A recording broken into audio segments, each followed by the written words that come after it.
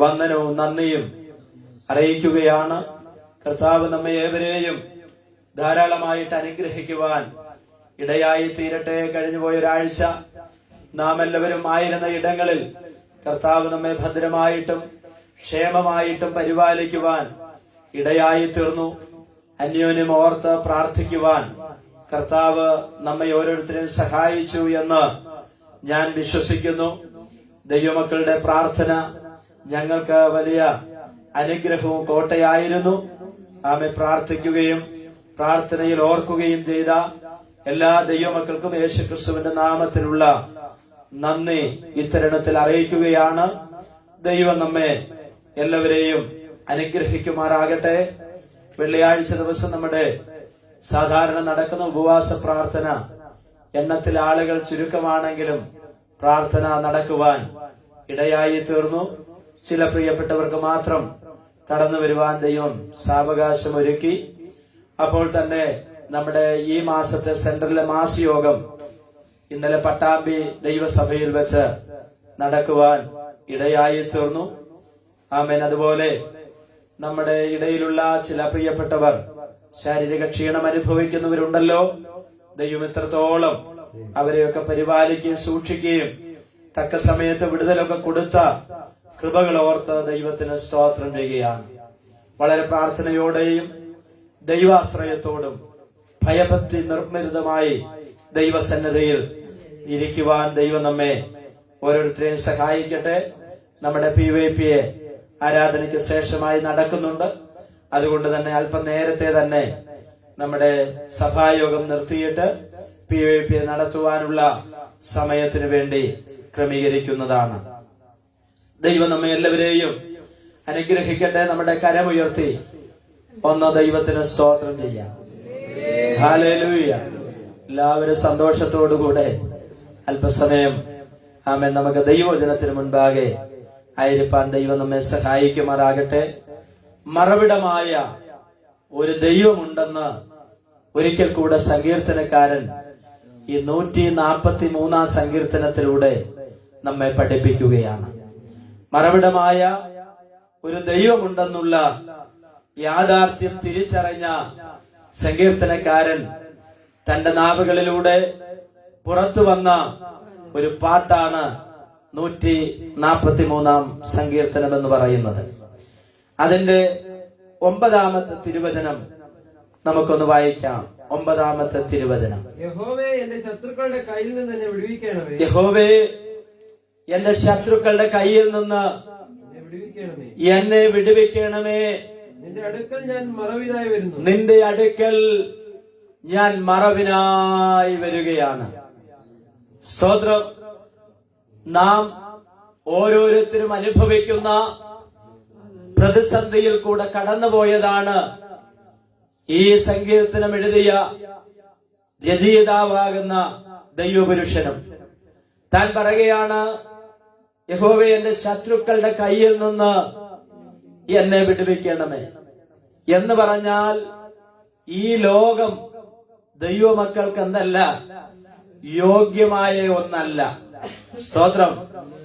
ആമൻ. എബ്രായ ലേഖനത്തിൽ 11-ാം അധ്യായത്തിന്റെ 38-ാമത്തെ വാക്യം ഒന്നെടുക്കുമ്പോൾ ദൈവഭക്തന്മാരുടെ അവസ്ഥയെക്കുറിച്ച് അവിടെ നമുക്ക് കാണുവാൻ കഴിയും.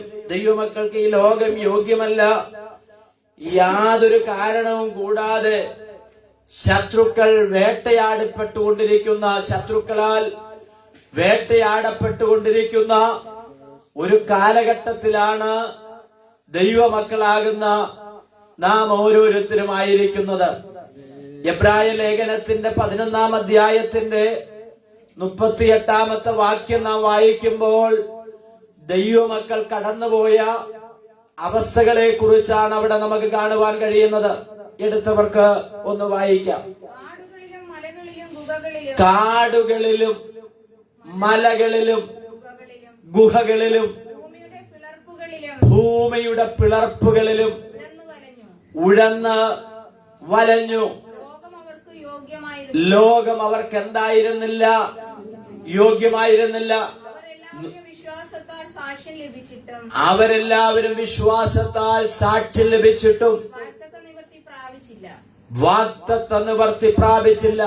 പ്രിയമുള്ളവരെ, ആമേൻ, ഇവിടെ പറയുകയാണ്, ദൈവത്തിന് വേണ്ടി നിന്ന ഒരു കൂട്ടം ദൈവമക്കൾ, ഭക്തന്മാർ, അവർ കാടുകളിലും മലകളിലും ഗുഹകളിലും പാറയുടെ പിളർപ്പുകളിലുമൊക്കെ ശരണം പ്രാപിച്ച കാലങ്ങൾ അവരുടെ ജീവിതത്തിൽ ഉണ്ടായിരുന്നു. എന്താണ്? ശത്രുക്കൾ അവരെ വേട്ടയാടുകയും അവരെ ഇല്ലായ്മ ചെയ്യുവാൻ, അവരെ മുടിച്ചു കളയുവാൻ, ഈ ഭൂമിയുടെ പരപ്പിൽ നിന്ന് അവരെ ഛേദിച്ച് കളയുവാൻ വേണ്ടിയുള്ള പദ്ധതികൾ അവർ തയ്യാറാക്കി. അവർ കണ്ടെത്തിയ ഇടങ്ങളെ കുറിച്ചാണ് നമുക്ക് കാണുവാൻ കഴിയുന്നത്. ഇന്നും നമ്മുടെ ഇന്ത്യയുടെ വിവിധ സ്റ്റേറ്റുകളിൽ ആളുകൾ, ദൈവമക്കൾ പലായനം ചെയ്തുകൊണ്ടിരിക്കുന്നു. അനേകരുടെ വീടുകൾ നഷ്ടപ്പെട്ടുകൊണ്ടിരിക്കുന്നു. അനേകർ ആരാധിച്ചു വന്ന ആലയങ്ങൾ നഷ്ടപ്പെട്ടുകൊണ്ടിരിക്കുന്നു.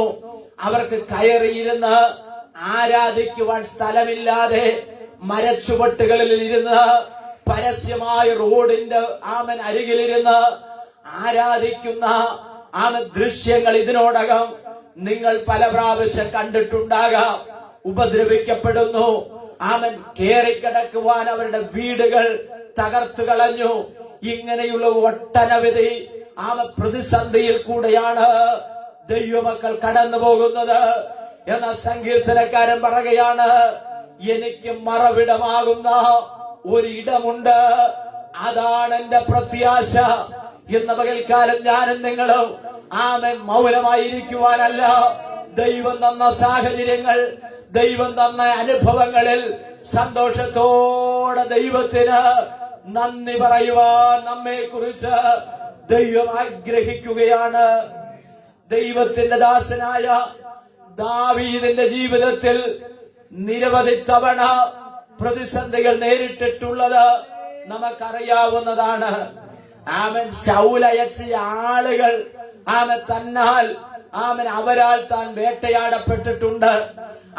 അവരാൽ കഴിഞ്ഞപ്പോൾ ശൗല് തന്നെ നേരിട്ടിറങ്ങി തന്നെ വകവരുത്തുവാൻ ശ്രമിച്ചിട്ടുണ്ട്. അത് കഴിഞ്ഞപ്പോൾ തന്റെ രക്തത്തിൽ പിറന്നു വീണ അബ്ശാലോം തനിക്കെതിരായിട്ട് എഴുന്നേറ്റിട്ടുണ്ട്. എന്ന് പറഞ്ഞാൽ സ്വന്തം രാജ്യത്ത് ശരണം പ്രാപിക്കാൻ കഴിയാത്ത അവസ്ഥ, സ്വന്തം ഭവനത്തിൽ താൻ ഇരിക്കുന്ന ഇടമാകുന്ന സ്ഥലങ്ങളിൽ തനിക്ക് സ്വസ്ഥതയോടുകൂടെ താമസിക്കുവാൻ കഴിയാത്ത അവസ്ഥ തന്റെ ജീവിതത്തിൽ ഉണ്ടായിട്ടുണ്ട്. തന്റെ നാട്, തന്റെ ദേശം, തന്റെ രാജ്യം വിട്ട് പ്രാണരക്ഷാർത്ഥം ഓടിപ്പോയിട്ടുള്ള സമയങ്ങൾ തന്റെ ജീവിതത്തിൽ ഉണ്ടായിട്ടുണ്ട്. പ്രിയമുള്ള ദൈവമക്കളെ, ഈ ഭാഗങ്ങൾ വായിക്കുവാൻ രസമാണെങ്കിലും കേൾക്കുവാൻ രസമാണെങ്കിലും ജീവിതത്തിൽ സ്വന്തം വീട് വിട്ട് ഓടേണ്ട വരുന്ന ഗതികേടെന്ന് പറയുന്നത് ചില്ലറയല്ല. സ്വന്തം നാട് വിട്ട് പോകേണ്ടി വരുന്ന ഗതികേടെന്ന് പറയുന്നത് ചെറുതല്ല. ഒരു രാജ്യം വിട്ട് മറ്റൊരു രാജ്യത്തിലേക്ക് പ്രാണരക്ഷാർത്ഥ ശരണത്തിന് വേണ്ടി ജീവനെ ഭയന്നുകൊണ്ട് ഒരു മനുഷ്യൻ പോകുക എന്ന് പറയുന്നത് തന്റെ ജീവിതത്തിൽ താങ്ങാനാവുന്നതിലും അധികമാണ്. പ്രൈസലോ, ഒരു സ്തോത്രം പറഞ്ഞാട്ടെ ദൈവമക്കളെ. ഒരു ദൂത് പറയാൻ വേണ്ടിയാ ഞാനിത് പറയുന്നത്. സ്വന്തം വീട് വിടേണ്ടി വന്നാലും, നാട്ടുകാരെ വിടേണ്ടി വന്നാലും, സ്വന്തം ദേശം നിനക്ക് വിടേണ്ടി വന്നാലോ, ഒരുപക്ഷെ രാജ്യം വിടേണ്ടി വന്നാലോ, ഇന്ന് പകൽക്കാലം ഞാൻ വിളിച്ചു പറയാ, നീ വിശ്വസിക്കുന്ന, നീ ആരാധിക്കുന്ന, നീ സേവിക്കുന്ന ഒരു ദൈവം നിന്നെ മറയ്ക്കുന്ന ദൈവമാണ്. അതുകൊണ്ടാ പാട്ടുകാരൻ പാടുന്നത്, മറവിടമാ എനിക്കേശുണ്ട്, മറച്ചിടും അവനെന്നെ മറന്നിടാതെ വീടന്നെ കരുതിടുവാൻ, മാറാതെ അവനെന്റെ അരികിലുണ്ട്, മറന്നിടാതെ വീടന്നെ കരുതിടുവാൻ.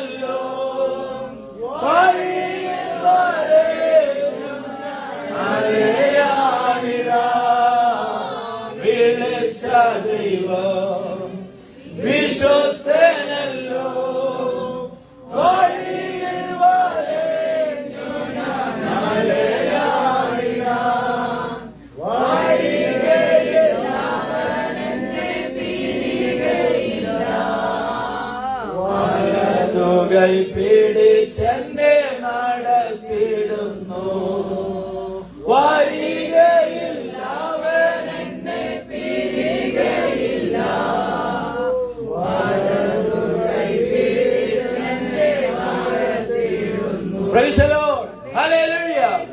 പ്രിയമുള്ളവരെ, 1 ശമൂവേലിന്റെ പുസ്തകം 29-ാം അധ്യായത്തിന്റെ 1 മുതൽ 9 വരെയുള്ള വാക്യങ്ങൾ നാം വായിക്കുമ്പോൾ ദാവീദിന്റെ ജീവിതത്തിൽ ആമെ തള്ളപ്പെട്ട അനുഭവങ്ങൾ നമുക്ക് കാണുവാൻ കഴിയുന്നുണ്ട്.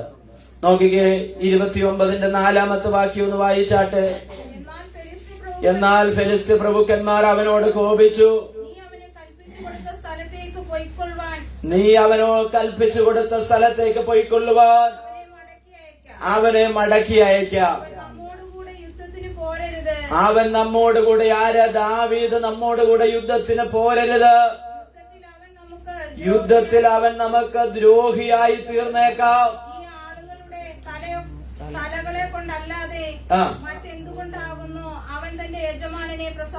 നോക്കിക്കേ, രാജാവിന് തന്നെ കൂടെ നിർത്തണമെന്നുള്ള ആഗ്രഹം ദാവീദിനെ കുറിച്ചുണ്ടെങ്കിലും രാജാവിന്റെ കൂടെയുള്ള മറ്റുള്ള പ്രഭുക്കന്മാർ പറയുകയാണ്, അവനെ യുദ്ധത്തിന് നമ്മുടെ കൂടെ എന്ത് ചെയ്യരുത്, കൊണ്ടുപോകുവാൻ പാടില്ല.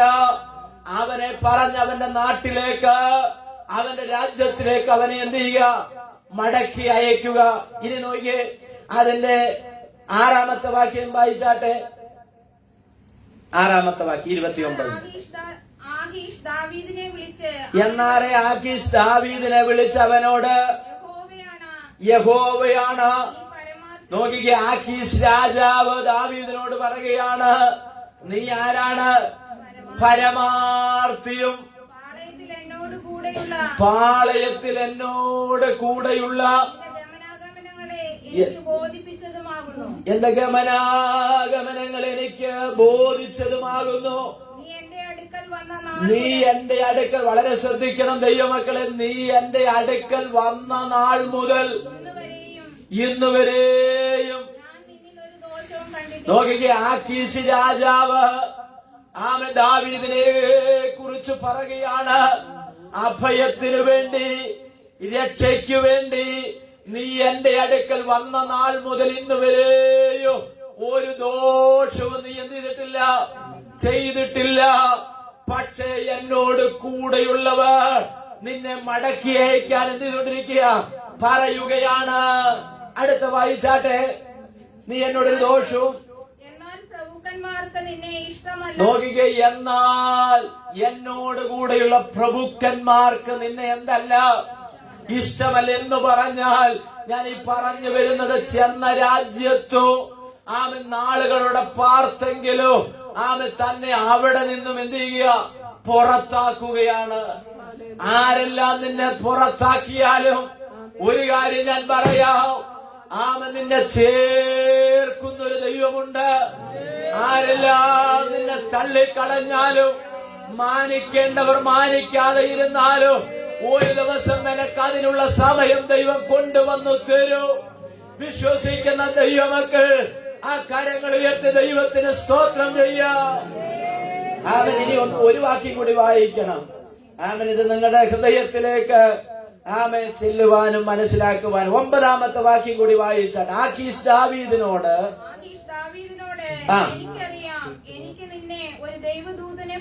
നോക്കിക്കേ, എനിക്ക് നിന്നെ അറിയാം. ഈ കഴിഞ്ഞ ചില നാളുകളായിട്ട് ഞാൻ നിന്നെ കുറിച്ച് പഠിച്ചു, നിന്നെ കുറിച്ച് ഞാൻ മനസ്സിലാക്കി. ആമൻ. ആഖീശ് പറയുകയാണ്, എനിക്ക് നിന്നെ എന്ത് ചെയ്യാം, നന്നായി അറിയാം. അടുത്ത് എന്താ പറയുന്നേ, നീ എനിക്ക് ആരായിരുന്നു, ഒരു ദൈവദൂതനെ പോലെ ബോധിച്ചിരിക്കുന്നു. സ്വത്രം. അടുത്തത്, എന്നാൽ ഫെലിസ്ത്യ പ്രഭുക്കന്മാർ അവൻ ഞങ്ങളോടുകൂടെ യുദ്ധത്തിന് പോരരുത് എന്ന് പറഞ്ഞിരിക്കുന്നു. രാജാവിന്റെ നിസ്സഹായ അവസ്ഥ അവിടെ വെളിപ്പെടുത്തുകയാണ്. എനിക്ക് നീ എന്നോടുകൂടെ പോരുന്നതിനും യുദ്ധം ചെയ്യുന്നതിനും ഇവിടെ പാർക്കുന്നതിനുമൊക്കെ എനിക്ക് സന്തോഷമാണ്, എനിക്ക് യാതൊരു തടസ്സവുമില്ല. പക്ഷേ എന്നോട് കൂടെയുള്ളവർക്ക് നിന്നെ ഇഷ്ടമല്ല. സ്തോത്രം. ആമൻ. അപ്പോൾ ദാവീദിന് മനസ്സിലായി, ചെന്നെടുത്തു ആമൻ അഭയം തേടാൻ കഴിയുന്നില്ല. അതുകൊണ്ട് ദാവീദ് പറയുകയാണ്, യഹോവേ, എന്റെ ശത്രുക്കളുടെ കയ്യിൽ നിന്ന് എന്നെ വിടുവിക്കുമാറാകണമേ. ലോകത്തിലുള്ള ഒരു മനുഷ്യന് ലഭിക്കാത്ത ഒന്നാണ് ദൈവമക്കൾക്ക് ലഭിക്കുന്നത്. എന്താണെന്നറിയാമോ? ലോകത്തിലുള്ളവർക്ക് മറവിടമായിട്ട് ആരുമില്ല. അവർക്കുള്ളത് ഇവിടുത്തെ പണമാണ്, അവർക്കുള്ളത് ഇവിടുത്തെ കാര്യസാധ്യം, ഇവിടുത്തെ സ്വാധീനം ചെലുത്തുവാൻ പറ്റുന്ന ആളുകളാണ്.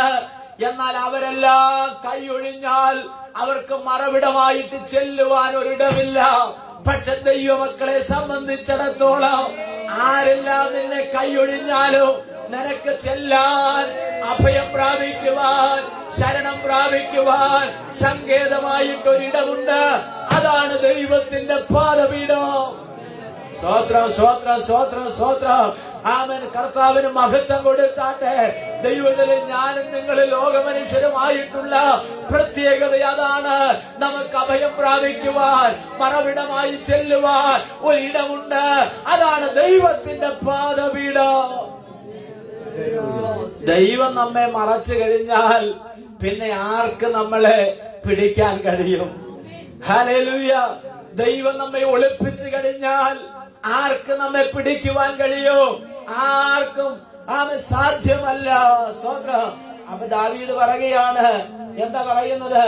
തനിക്ക് രക്ഷപ്പെടുവാനും ഒളിക്കുവാനും ഭൂമിയിൽ വേറൊരിടവുമില്ലെന്ന് ആർക്ക് മനസ്സിലായി? ദാവീദിന് മനസ്സിലായി. അപ്പൊ ദാവീദ് പറയും, യഹോവേ, എന്റെ ശത്രുക്കളുടെ കയ്യിൽ നിന്ന് നീ എന്നെ എന്ത് ചെയ്യണമേ? രക്ഷിക്കണമേ, രക്ഷിക്കണമേ. സങ്കീർത്തനം 91:1 നമുക്കറിയാം. അത്യുന്നതന്റെ മറവിൽ വസിക്കുകയും സർവശക്തന്റെ നിഴൽക്കീഴിൽ പാർക്കുകയും ചെയ്യുന്നവൻ അവൻ യഹോവയെ കുറിച്ച് ഒരു സങ്കേതവും കോട്ടയും എന്ന് ഞാൻ പറയുന്നു. ഇത് സാധാരണ എനിക്ക് തോന്നുന്നു നമ്മുടെ പെന്തക്കോസ്തുകാരുടെ ഇടയിൽ കുറവാണ്. സാമുദായിക സഭകളിലൊക്കെ ഇതെപ്പോഴാ വായിക്കുന്നതെന്നറിയാമോ?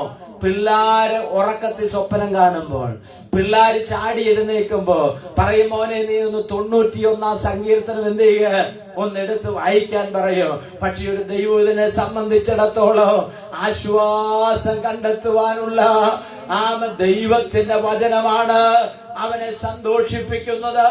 ആ വചനം നമ്മോട് ഇടപെടുവാനിടയായി തീരും. സ്വതന്ത്രം.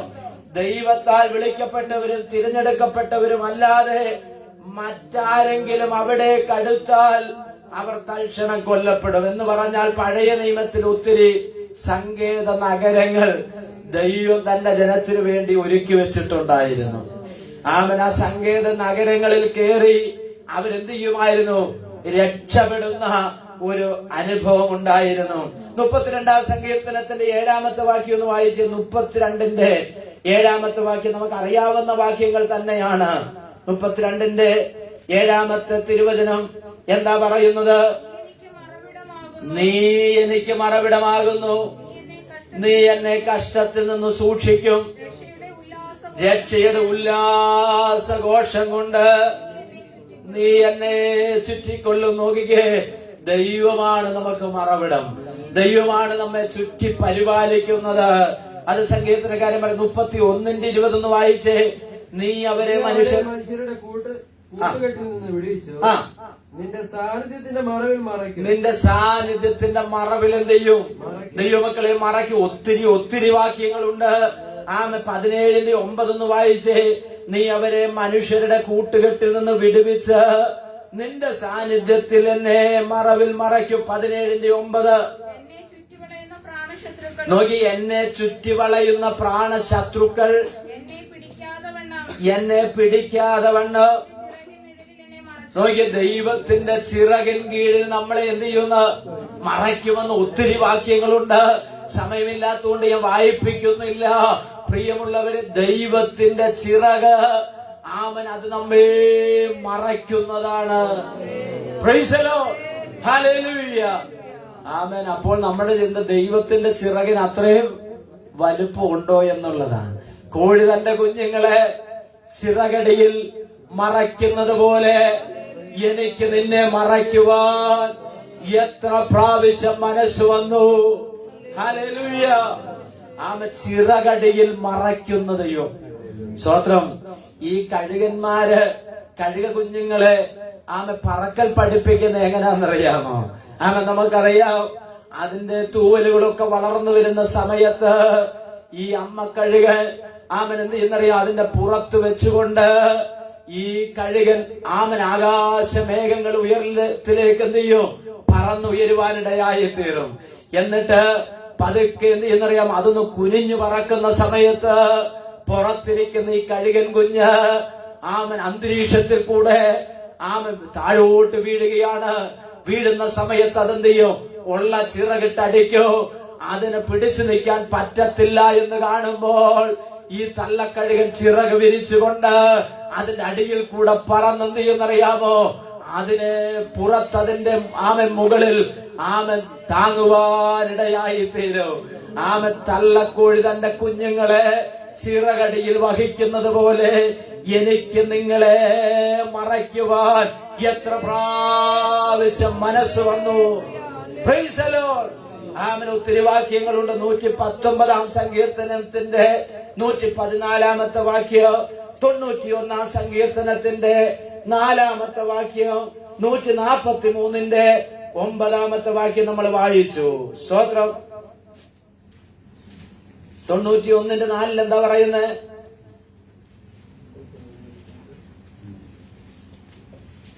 തന്റെ തൂവല് കൊണ്ട് അവൻ നിന്നെ മറയ്ക്കും, അവന്റെ ചിറകിൻ കീഴിൽ നീ എന്ത് ചെയ്യും, ശരണം പ്രാപിക്കും. അവന്റെ വിശ്വസ്തത നിനക്ക് പരിചയം പലകയുമാണ്. ഈ പരിചയം എന്തിനാണെന്നറിയാമോ? ശത്രുവിന്റെ കയ്യിൽ നിന്ന് വരുന്ന അമ്പുകൾ തട്ടാതെ വണ്ണം, അസ്ത്രങ്ങൾ തട്ടാതെ വണ്ണം നമ്മെ എന്ത് ചെയ്യുന്നതാ, സൂക്ഷിക്കുന്നതാണ്.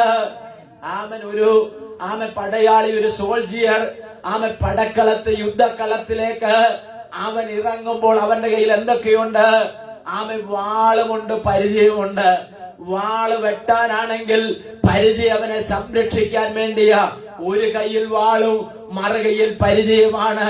ശത്രുവിന്റെ വാളിന്റെ മൂർച്ചയേറിയ ആഘാതം തന്റെ നേർക്ക് കടന്നു വരുമ്പോൾ തന്റെ കയ്യിലിരിക്കുന്ന പരിച കൊണ്ട് ഇടം കൈ കൊണ്ട് അതിനെ തടുക്കുകയോ വലം കൈ കൊണ്ട് അവൻ ശത്രുവിനെ നിഗ്രഹിക്കുകയും ചെയ്യുന്നതാണ്.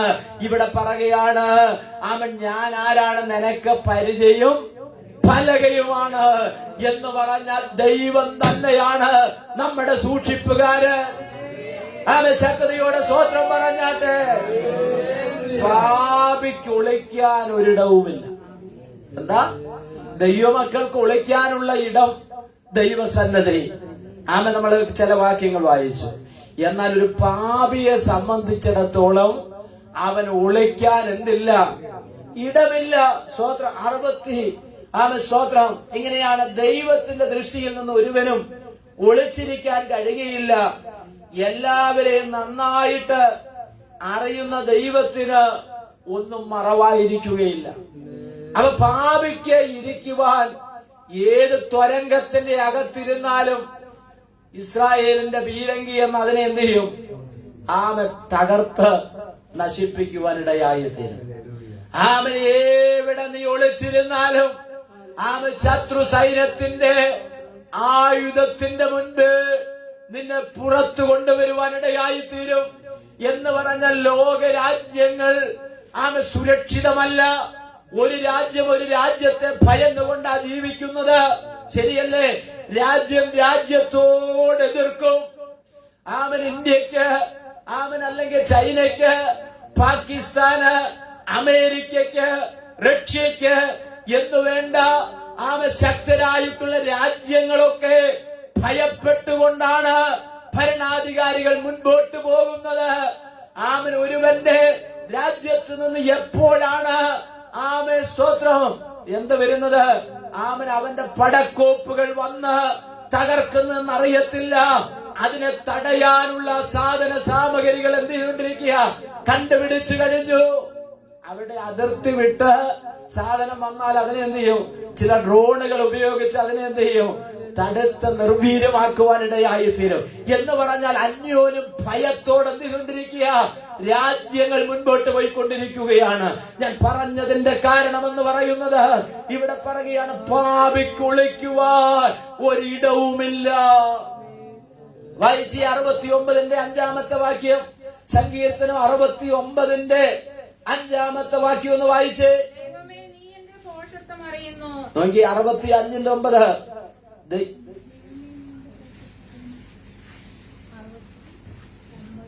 69-ന്റെ 5.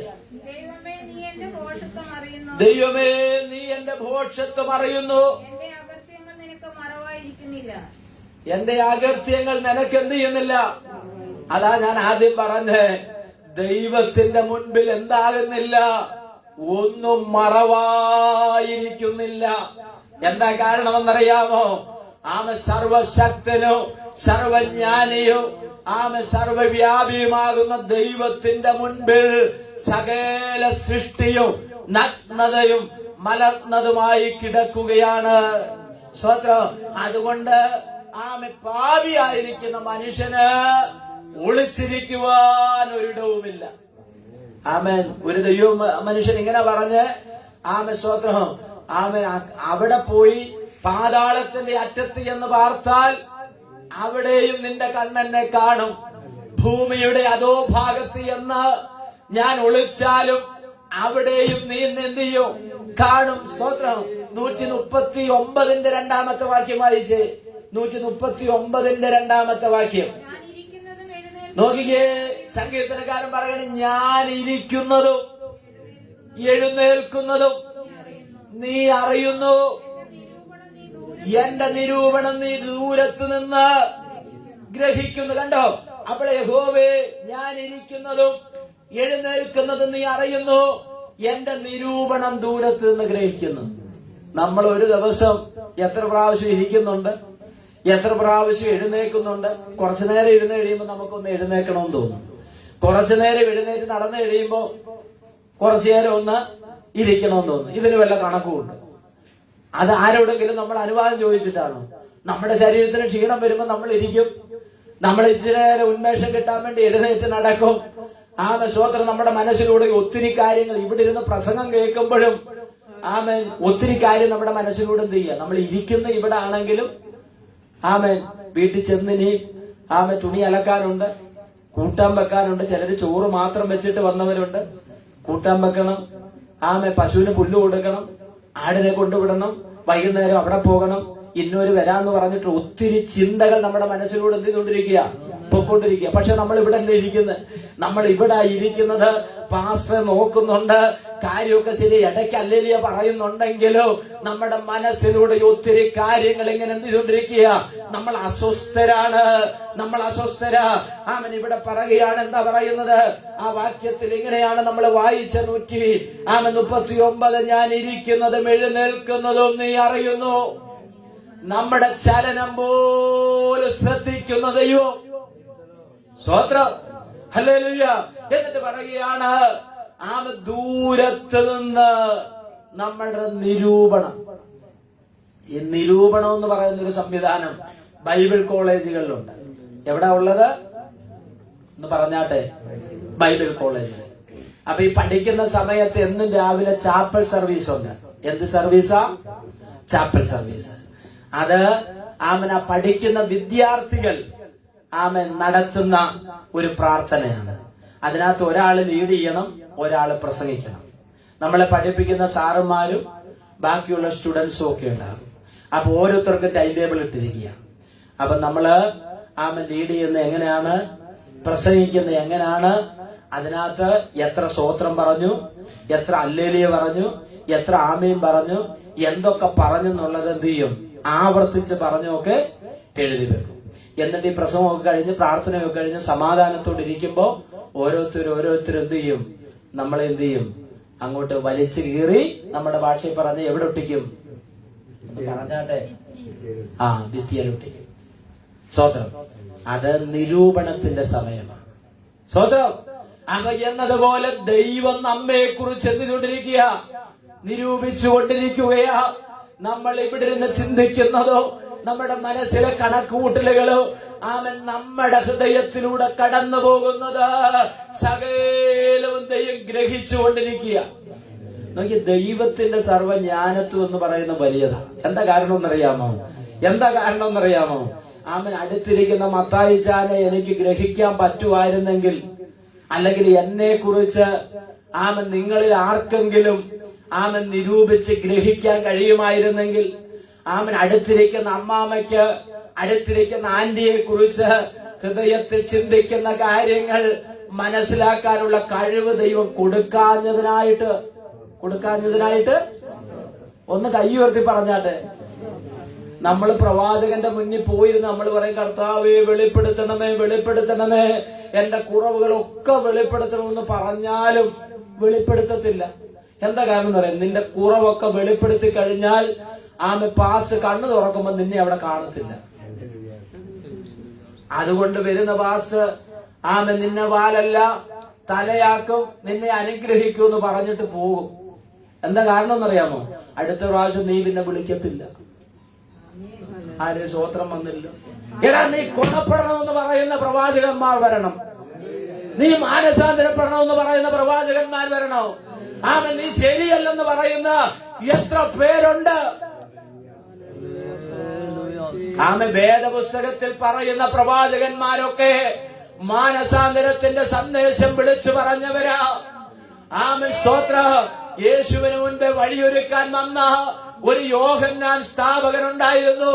അവൻ പറഞ്ഞു, സർപ്പസന്തതികളെ, വരുവാനുള്ള കോപത്തിൽ നിന്ന് അവൻ ഒഴിയണം. സ്തോത്രം. സ്തേഫാനോസ് വിളിച്ചു പറഞ്ഞു, നിങ്ങളോ ക്രൂശിച്ചു കൊന്ന കർത്താവിനെയാണ് ഞാൻ പ്രസംഗിക്കുന്നത്. ഇത് പറഞ്ഞാൽ കല്ലേറ് കിട്ടും. ഇത് പറഞ്ഞാൽ പിന്നെ വിളിക്കത്തില്ല, പ്രോഗ്രാം കുറയും. മനസ്സിലാകുന്നവർക്കായി സ്തോത്രം പറയുകയാ. ഹൃദയത്തിന്റെ ആഴത്തിൽ നിനക്ക് മാനസാന്തരം ഉളവാക്കുന്ന, നീ ശരിയല്ലെന്ന് പറയുന്ന, നിന്നെ ദൈവത്തോട് അടുപ്പിക്കുന്ന, നിന്റെ കുറവുകളെ ചൂണ്ടിക്കാണിക്കുന്ന ദൈവത്തിന്റെ ആത്മാവിന് ഞാൻ നിങ്ങളും വിധേയപ്പെടണം. സ്തോത്രം. എനിക്ക് നന്നായി അറിയാം, ഞാൻ പ്രസംഗിക്കുമ്പോൾ ചാട്ടുളി പോലെ നെഞ്ചത്ത് തറയ്ക്കുന്ന ദൂതുകളുണ്ട്. പക്ഷെ നമ്മൾ ഏറ്റെടുക്കത്തില്ല. സ്തോത്രം. നമ്മൾ ഏറ്റെടുക്കത്തില്ല. ഇന്ന് പകൽക്കാലം ഞാൻ പറയാ, ഏറ്റെടുത്തില്ലെങ്കിൽ ഒരു വിടുതലും ഉണ്ടാകത്തില്ല. Price the Lord. നമ്മളെ നന്നായി അറിയുന്ന ദൈവം. പക്ഷെ എന്താ വെളിപ്പെടുത്താത്തെന്നറിയാമോ? എന്താ ദൈവം നമ്മളെ സ്നേഹിക്കുന്നു. ദൈവം നമ്മെ സ്നേഹിക്കുന്നു. പക്ഷെ ദൈവത്തിന്റെ ആത്മാവ് നിന്റെ കുറവുകൾ വെളിപ്പെടുത്തുന്നവനാണ്.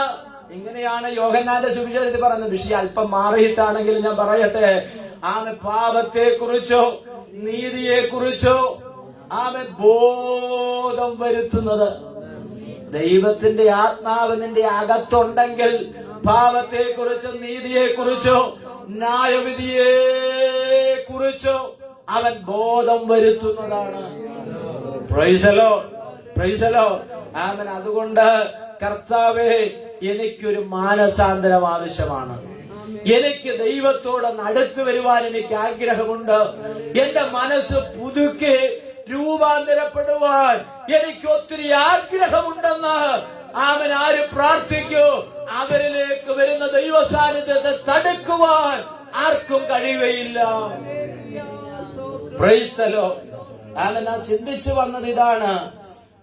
സ്തോത്രം. പാപിക്ക് ഒളിക്കാൻ എന്തില്ല? ഒരു ഇടവുമില്ല. സ്തോത്രം. ദൈവമക്കൾക്ക് ഒളിക്കാൻ എന്തുണ്ട്? ഇടമുണ്ട്. അത് നമ്മൾ ആദ്യം ചിന്തിച്ചു, ദൈവത്തിന്റെ സന്നിധിയാണ്. എന്നാ പാപിക്ക് ഒളിക്കുവാൻ ഒരിടവുമില്ല. വെളിപ്പെടാതെ ഗൂഢമായതൊന്നുമില്ല. പ്രസിദ്ധമായി വെളിച്ചത്ത് വരാതെ മറവായിരിക്കുന്നതൊന്നുമില്ല. ലൂക്കോസിന്റെ സുവിശേഷം 8-ാം അധ്യായത്തിന്റെ 17-ാമത്തെ വാക്യം ഒന്ന് വായിച്ചാട്ടെ. ആമേൻ. 8-ാം അധ്യായം 17-ാമത്തെ വാക്യം നോക്കിയ. വെളിപ്പെടാതെ ഗൂഢമായതൊന്നും ഇല്ല. മറവായിരിക്കുന്നതൊന്നുമില്ല. ഗൂഢമായിരിക്കുന്നതും വെളിച്ചത്ത് വരാതെ മറവായിരിക്കുന്നതും ആരുടെ മുൻപിലില്ല? ദൈവത്തിന്റെ മുൻപിലില്ല. സ്തോത്രം. ഇനി എനിക്ക് മോശെ അങ്ങോട്ടും ഇങ്ങോട്ടും നോക്കിയിട്ട് ആരുമില്ലെന്ന് കണ്ടപ്പോൾ ആരെ കൊന്നു?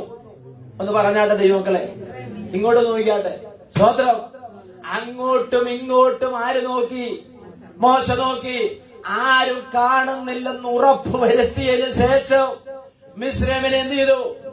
ഒറ്റ അടിക്കാണോ രണ്ടടിക്കാണോ? എന്തായാലും അടിച്ചു കൊന്നു. സ്തോത്രം. അഭ്യാസം നന്നായി പഠിച്ചവൻ ആര്? മോശ. ആമേൻ. മിസ്രൈമിലെ ആമേൻ ഫറവോന്റെ കൊട്ടാരത്തിൽ നിന്ന് 40 വർഷം പഠിച്ചെന്ന്. 40 വർഷം പഠിച്ചുകൊണ്ട് ഒറ്റ അടിക്കുന്ന ഇതില്ല, തികഞ്ഞില്ല. മർമ്മം അറിയുന്നവന് ഒറ്റയടിക്ക് തികയത്തില്ല. സ്വതന്ത്രം. അവൻ അങ്ങോട്ടും ഇങ്ങോട്ടും നോക്കി ആരുമില്ലെന്ന് ഉറപ്പ് വരുത്തി അവൻ എന്ത് ചെയ്തു? അടിച്ചു കൊന്ന് മണ്ണിൽ പൂഴ്ത്തി. പക്ഷെ ഇത് പ്രസിദ്ധമായോ?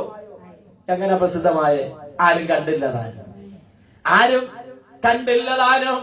കണ്ടില്ലെന്ന് ഉറപ്പ് വരുത്തിയിട്ടാ ചെയ്തത്. പക്ഷെ മിസ്രൈമിൽ നിന്ന് അവൻ ഓടിപ്പോകേണ്ട ഒരു അവസ്ഥ ആർക്കുണ്ടായി? മോശയ്ക്കുണ്ടായി. എങ്ങനെയുണ്ടായി? അതാ ഇവിടെ വായിച്ച് നിഗൂഢമായതും മറഞ്ഞിരിക്കുന്നതുമായത് ഒന്നുമില്ല. സ്തോത്രം. Praise the Lord. ആമേൻ. നമ്മൾ പറയുന്ന എല്ലാം അറിയുന്ന ഒരു ദൈവമുണ്ട്. സ്തോത്രം. ഒരുപാട് കാര്യങ്ങളുണ്ടെങ്കിലും ഞാൻ വിശദീകരിക്കുന്നില്ല. ദുഷ്പ്രവൃത്തികൾക്ക് ഒളിച്ചു കൊള്ളേണ്ടതിന് അവിടെ ഇരുട്ടുമില്ല, അന്ധതമസുമില്ല. യോബിന്റെ പുസ്തകത്തിൽ പറയുകയാണ്, ഇരുട്ടുമില്ല, അന്ധതമസുമില്ല. ആരുടെ മുന്നിൽ? ദൈവത്തിന്റെ മുൻപിൽ ഞാൻ ആകാശവും ഭൂമിയും നിറഞ്ഞിരിക്കുന്നവനായുള്ളവേ എന്ന് യഹോവയുടെ അരുളപ്പാട്. ആകാശവും ഭൂമിയും ദൈവ സാന്നിധ്യം കൊണ്ട് എന്തിരിക്കുക? നിറഞ്ഞിരിക്കുകയാ. ഇവിടെ ആ ദൈവ സാന്നിധ്യമുണ്ട്. പ്രാർത്ഥിക്കുന്ന നിന്റെ ഭവനത്തിൽ ആ ദൈവ സാന്നിധ്യമുണ്ട്. നീ യാത്ര ചെയ്യുന്ന നിന്റെ വാഹനത്തിൽ ആ ദൈവ സാന്നിധ്യമുണ്ട്. നീ ജോലി ചെയ്യുന്ന ഓഫീസിൽ ആ ദൈവ സാന്നിധ്യമുണ്ട്. നീ വീട്ടിലെ പണി ചെയ്യുമ്പോൾ അടുക്കളയിൽ ആ ദൈവ സാന്നിധ്യമുണ്ട് എന്ന് പറഞ്ഞാൽ പ്രാർത്ഥിക്കുന്ന നിന്റെ മുറിക്കകത്തോ ആ ദൈവത്തിന്റെ സാന്നിധ്യം ഇറങ്ങി വരുവാനിടയായി തീരൂ. എന്നാൽ ഭക്തന്മാരെ മറയ്ക്കുന്ന ദൈവം. ഭാവിക്ക് അങ്ങനെ ഒളിക്കാൻ എന്തില്ലെന്ന് നമ്മൾ വായിച്ചേ? ഇടമില്ല. എന്ന ദൈവ പൈതല് ദൈവം എന്ത് ചെയ്യുന്നു? മറയ്ക്കുന്നു. ദൈവം നമ്മളെ എന്ത് ചെയ്യുന്നു? ഒളിപ്പിക്കുന്നു. സ്തോത്രം. ആമേൻ. നമുക്കറിയാം, ദൈവത്തിന്റെ ആലോചന മുഖം നോക്കാതെ പറഞ്ഞ ഏലിയാവിനെ ദൈവം എന്ത് ചെയ്തു? ഒളിപ്പിച്ചു. ആരെങ്കിലും കണ്ടോ?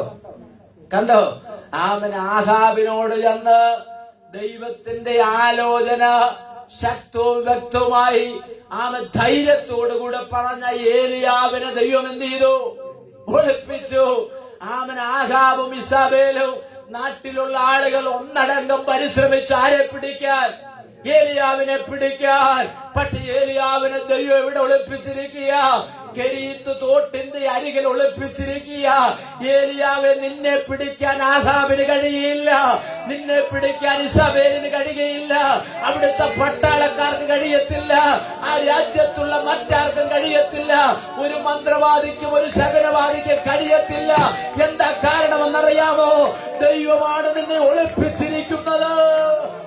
ശക്തിയോടെ സ്വത്രം പറഞ്ഞാട്ടെ. ദൈവം നിന്നെ ഒളിപ്പിച്ചാൽ ആർക്കും നിന്നെ പിടിക്കാൻ കഴിയത്തില്ല, ആർക്കും നിന്നെ തകർക്കാൻ കഴിയത്തില്ല, ആർക്കും നിന്നെ ഇല്ലായ്മ ചെയ്യാൻ കഴിയത്തില്ല. ഇന്ന് പകൽക്കാലം ഒരു ദൈവിക ശക്തി ഈ ആരാധനയുടെ നടുവിൽ, ഈ ദൈവ പ്രഘോഷണത്തിന്റെ നടുവിൽ, ഇന്ന് പകൽക്കാലം നിന്റെ കുടുംബത്തിൽ, നിന്റെ വ്യക്തിപരമാകുന്ന ജീവിതത്തിൽ ഇന്ന് പകൽക്കാലം പ്രകടപ്പെടുകയോ?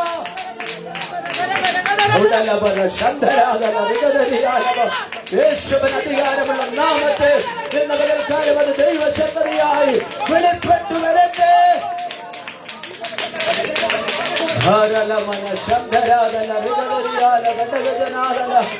യേശുവിന്റെ നാമത്തിൽ ജയമെടുക്കുകയാണ്.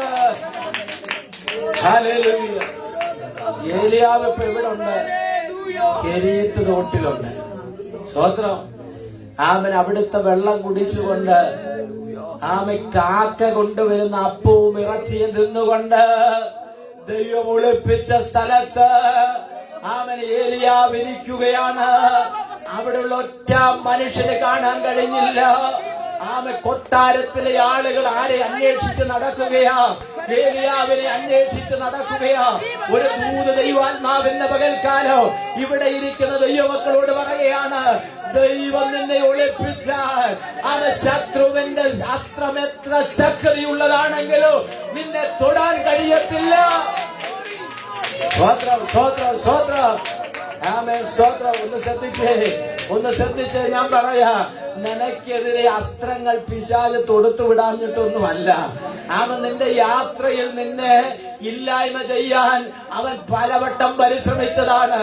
നിന്നെ പല പ്രാവശ്യം തള്ളിയിട്ടതാണ്.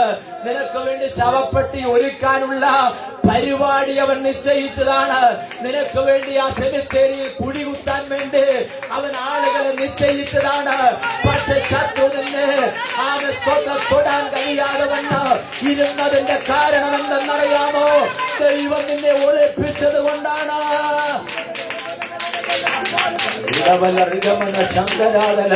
അത് ജീവിതത്തിൽ അനുഭവിച്ച ദൈവമക്കൾക്ക് അടങ്ങിയിരിക്കാൻ കഴിയത്തില്ല. അത് ജീവിതത്തിൽ മനസ്സിലാക്കിയ ദൈവമക്കൾക്ക് വാകൂട്ടിയിരിക്കാൻ കഴിയത്തില്ല. നിനക്കൊരു ദിവസം കൂടി കിട്ടിയെങ്കിൽ അത് ദൈവത്തിന്റെ ദാനമാണ്, അത് ദൈവത്തിന്റെ അനുഗ്രഹമാണ്, അത് ദൈവത്തിന്റെ നന്മയാണെന്ന് ഇന്ന് പകൽക്കാലം തിരിച്ചറിയുന്ന ദൈവമക്കളെ ഓർത്ത് ഞാൻ സ്തോത്രം ചെയ്യുകയാണ്. ഹല്ലേലൂയ. ആമൻ മിടുക്കന്മാരാ രാജ്യത്തുണ്ട്. രാജാവ് പറഞ്ഞാൽ കേൾക്കുന്ന ഫറവോന്റെ ആളുകൾ അവിടെ ഉണ്ട്. പക്ഷെ ദൈവം ഒളിപ്പിച്ചതിനെ കണ്ടുപിടിക്കുവാൻ ലോകത്തിലുള്ള ഒരു ബുദ്ധിക്കും കഴിയത്തില്ല, ലോകത്തിലുള്ള ഒരു ശക്തിക്കും കഴിയത്തില്ല, ലോകത്തിലുള്ള ഒരു ആയുധത്തിനും കഴിയത്തില്ല. അതുപോലെ ഭദ്രമായി ഒളിപ്പിക്കുന്ന ഒരു ദൈവം. സ്വോത്രം. എന്നാ ദൈവം പറഞ്ഞു, ഇനി നീ എങ്ങോട്ട് പോയിക്കോ? സരാഫാത്തിലേക്ക് പോയിക്കോ. സ്വോത്രം. ഞാൻ ആ ഭാഗത്തേക്കൊന്നും കടക്കത്തില്ല.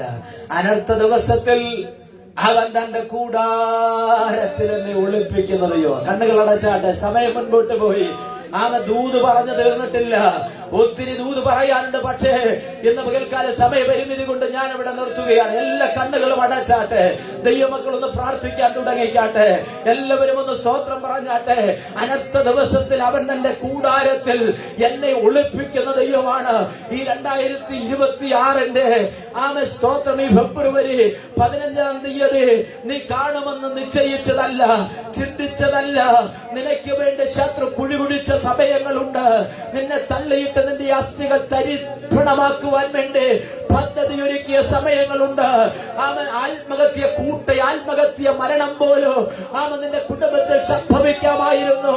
നിരാശയാക്കി നിന്റെ മനസ്സിനെ മനസ്സിനെ നിരാശയാക്കി ഒരുപാട് ചിന്തകൾ കൊണ്ടുവന്ന് ജീവിതം പോലും മടുപ്പിച്ച് തീർക്കാമായിരുന്ന അനുഭവങ്ങൾ ജീവിതത്തിൽ കടന്നു വന്നു എന്ന് പരിശുദ്ധാത്മാവിന്റെ പകൽക്കാലം നിന്നെ നോക്കി വിളിച്ചു പറയുമ്പോൾ ഇന്ന് പകൽക്കാലം ദൈവത്തിന്